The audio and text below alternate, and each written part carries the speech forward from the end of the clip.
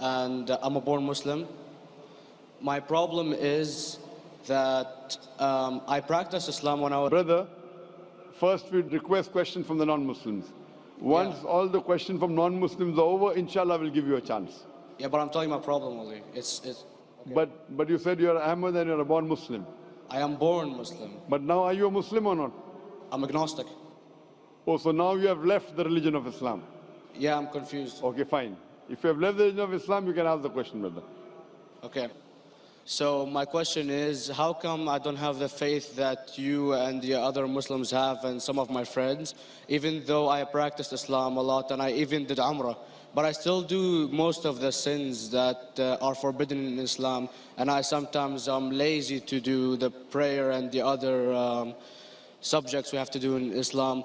I have read many books about other religions and conspiracy theories and documentaries and such. I even have seen your own videos on YouTube, and there are many questions that go around my head about Allah and the Messenger and Muslims in general. And basically the most important question is, you said in one of your debates or questions that Allah is the creator and He's uncreated. But I have realized, how can the uncreated exist? And if He exists, how can we notice Him? How can we see Him or hear Him or feel Him or know of His existence if He's uncreated in our own dimension or so? That's one of the questions. Brother Ahmed said that he is a born Muslim. He comes from Iraq. He read the Quran, he read the books, but he commits many sins. He believes maybe sometimes he's agnostic and he's lazy for praying. Brother, before I answer your main question, if you do sins and if you're lazy for praying, that does not make you a non-Muslim. As long as you believe that praying is fard, sometimes you miss, it's a sin. It's a major sin that you sometimes don't pray, but that doesn't make you a non-Muslim. If you say praying is not required, then you're doing kufr. But if sometimes you do sin, sometimes minor sin, sometimes major sin, it is haram, it's forbidden, but that does not throw you outside the fold of Islam. There are sometimes waswasa of the shaitan asking you, you're a Muslim, but this is wrong in Islam, this is wrong. And it does deviate the person's mind. At that time, maybe your iman may be low. But these things should not make you consider that you're non-Muslim. Regarding a question that I mentioned in my speech, and you're right, that Almighty God is the creator, but He Himself is uncreated. You asked the question, how can the uncreated, how can we see the uncreated, and how it's possible?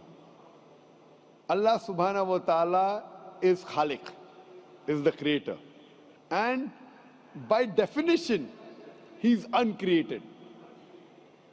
Because normally people say that when they try and prove in logic that everything has a creator, who created this table, the carpenter, from where he got, from the tree, who created the tree, so it goes back to Allah. So when many of the people try to convince an atheist, they try and say that everything has a creator, and then they get trapped when the atheist asks him who created Allah.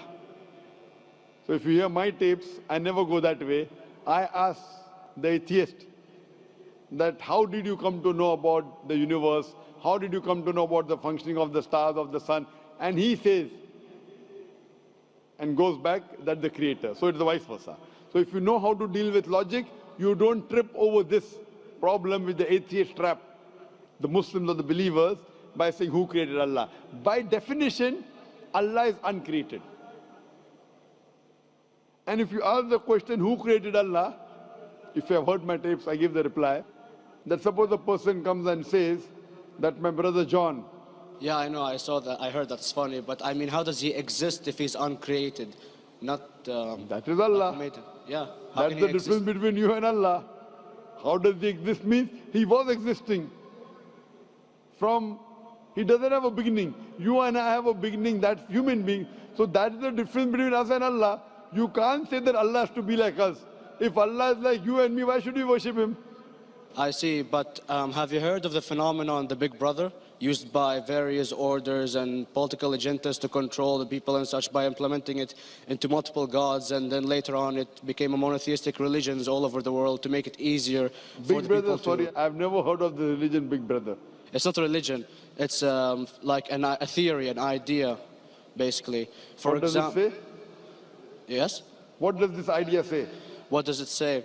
Is that when you have a big brother, it's easier for you to live life. When you have someone watching you the whole time, understanding you the whole time, protecting you the whole time, being with you the whole time, and you can talk to him, although he never talks to you back, maybe in your dreams, due to your mind and such, it's easier for you to live.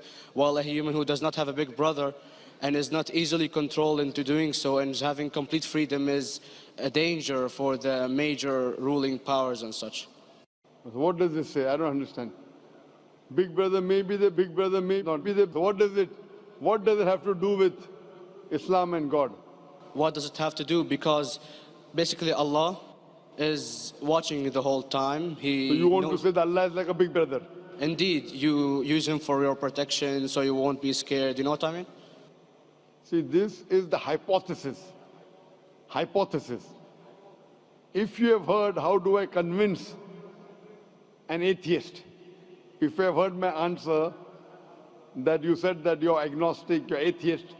Yeah. So first thing I do to an atheist is I congratulate him. What? I congratulate him. Have you heard my answer of atheist?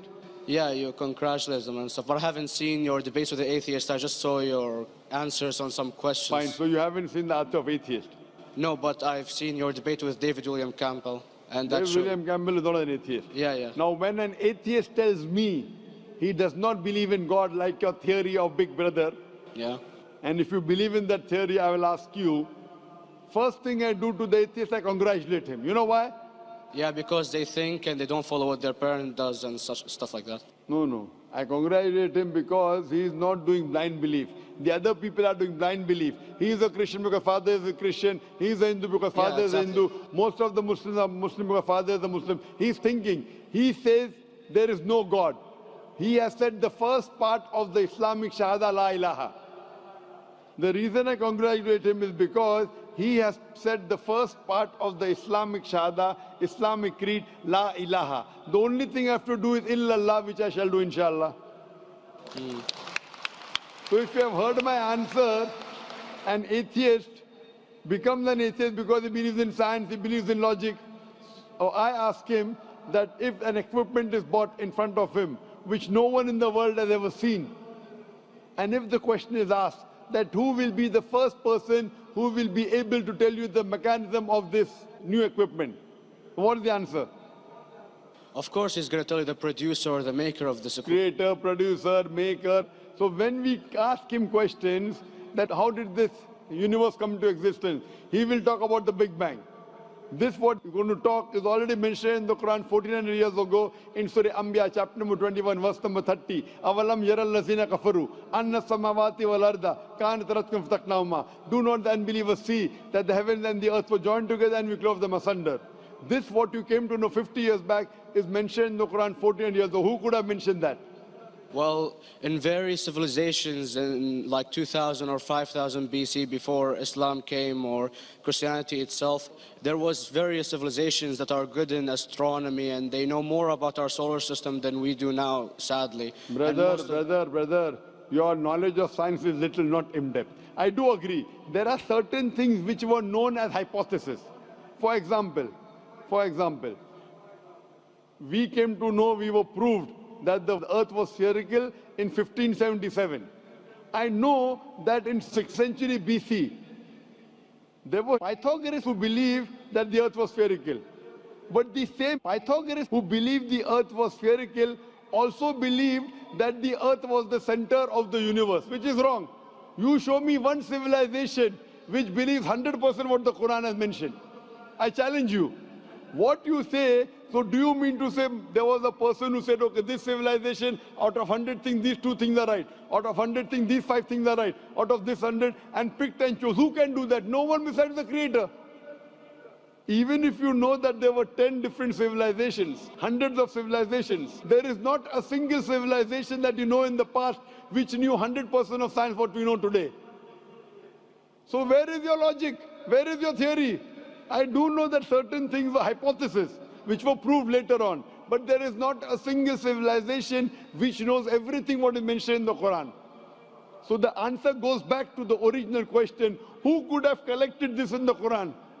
Someone 1400 years back, could he do and say, okay, out of these 100 things, these 3 are right, out of these 100 things, these 2 are right, out of this, it's not possible. Mathematically, it's not possible. Well, you never gave the idea of extraterrestrials or so. I mean, knowledge is power, and Brother, I'm asking a simple question. We are not coming here to have a debate. yeah. I'm asking you a question, point out a single civilization, you're asking something else. Yeah, We are alright. not here to discuss, you can come in the room and discuss. You ask a question, I'm giving you the answer. You gave about old civilization. I told you you're right, but out of 100 things, 98 they were wrong.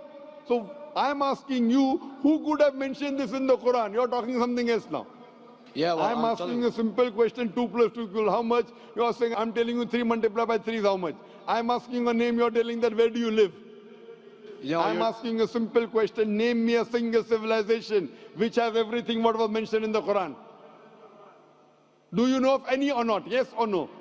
well, not everything, of course. Even not 10%. Why? Babylon knows of most of the planets and such. Planet is not the only thing mentioned in the Quran. There are Of course. 1,000 things mentioned in the Quran. To say what 1,000 things are mentioned in the Quran, 10% would be equal to 100 things. Did Babylonian civilization knew about 100 things mentioned in the Quran? No, because they You don't have cannot. the They IQ knew of that. 5 or 6 things. In percentage wise, very small. So Of course. who can be the author of the Quran besides the creator to know what is right, what is wrong? Today science has established the hypothesis mentioned by Babylonian so many centuries back is today proven. So these were hypotheses in the past, which out of them many have been rejected, some have been accepted. So to collect all which is 100% correct has to be from the creator and no one else. Hope that answers the question.